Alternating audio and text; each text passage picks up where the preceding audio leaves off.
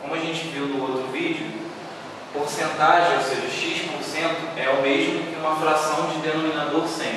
Então essa é a definição de porcentagem. Então no exemplo 1, o que significa 10%? 10% é o mesmo que 10 sobre 100, ou seja, uma fração de denominador 100.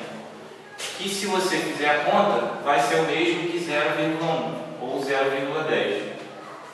Então já dá para perceber que 10% equivale ao número escrito em expansão decimal a 0,1.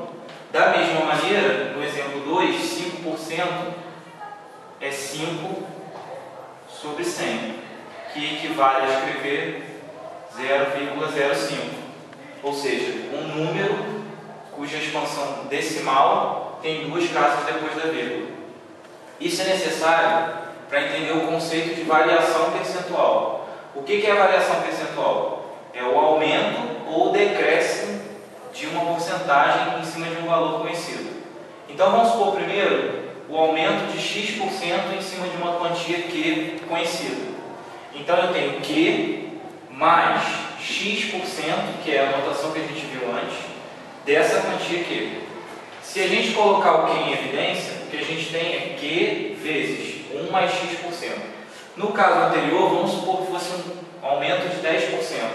O que você teria aqui é a quantia Q vai ser multiplicada por 1 mais 10 sobre 100, que, como a gente sabe, equivale a 0,1, ou seja, 1 mais 0,1, Q vezes 1,1.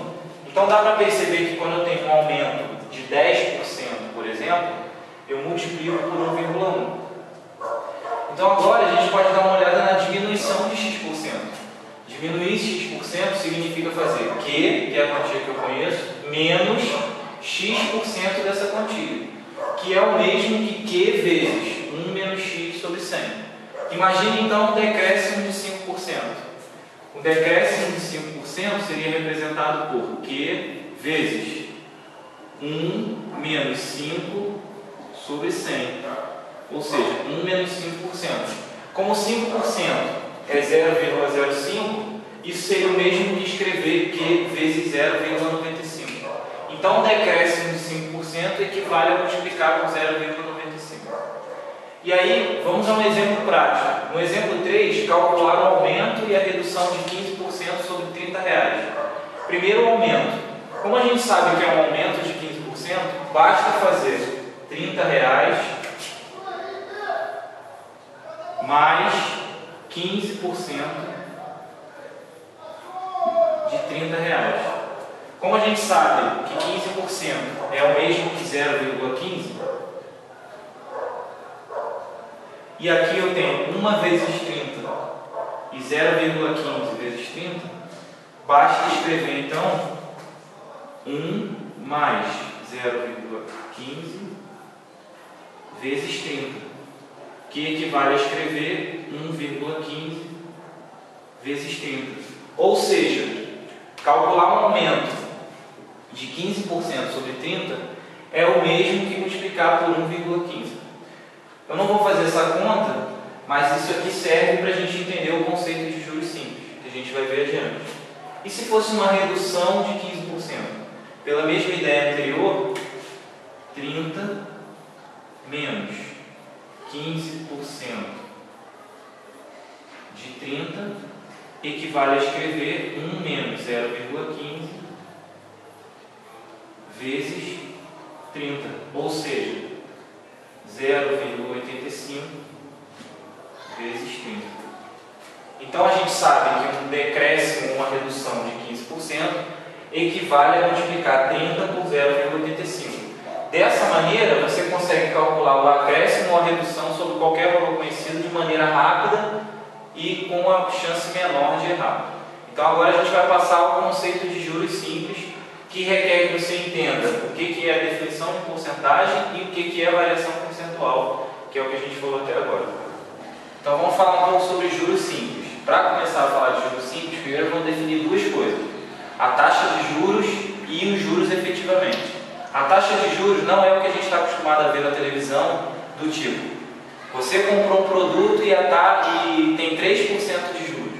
Na verdade, 3% é a taxa de juros. O valor que é acrescido é que é o juros efetivo. Então, por exemplo, aumentou R$20, esses são os juros. Se R$20 representa 10% do valor do negócio que você comprou, então esses 10% correspondem à taxa de juros. Então, dito isso, qual é a ideia do juros simples? Os juros simples funcionam da seguinte maneira: você vai acrescer um juros constante ao valor que você tem. Então, por exemplo, você tem R$100 e aumenta R$10 a cada mês, ou seja, 100, 110, 120, 130, 140. Isso corresponde aos juros simples. Então eu vou usar um exemplo prático para você verificar como funciona, ou seja, qual é a expressão que determina o quanto de juros ou quanto você tem no final depois de ter colocado um valor a uma taxa de juros simples.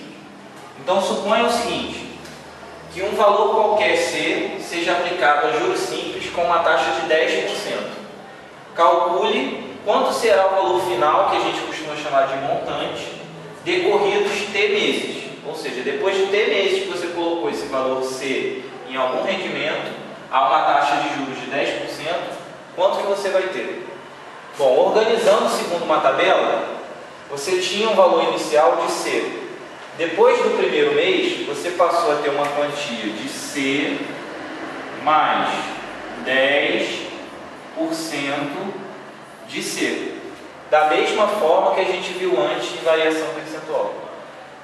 Bom, agora, no início do segundo mês, você tem C mais 10% de C.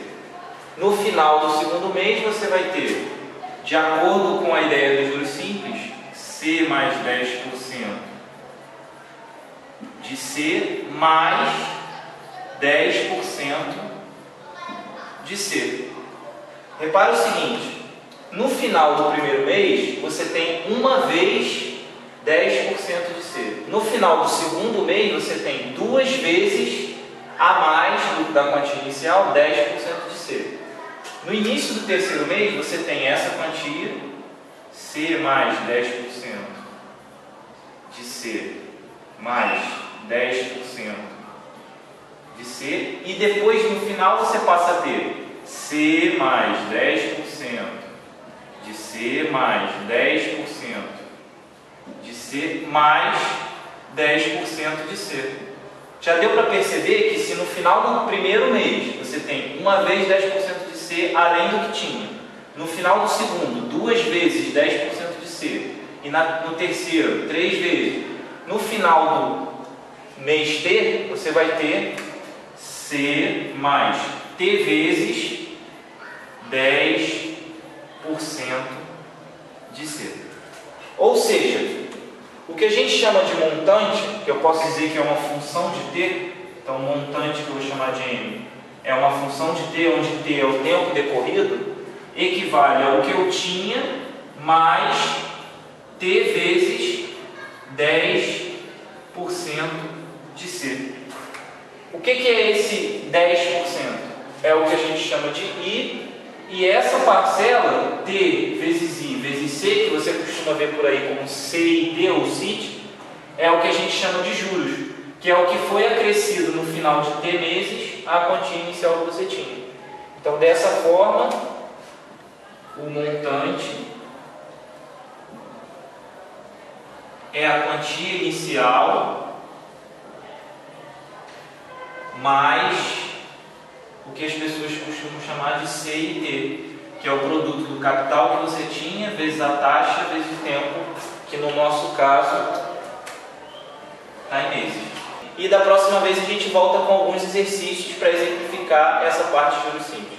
Até a próxima. E eu tenho algo a dizer, explicar pra você, mas não garanto, porém, que engraçado eu serei dessa vez. Para os parceiros daqui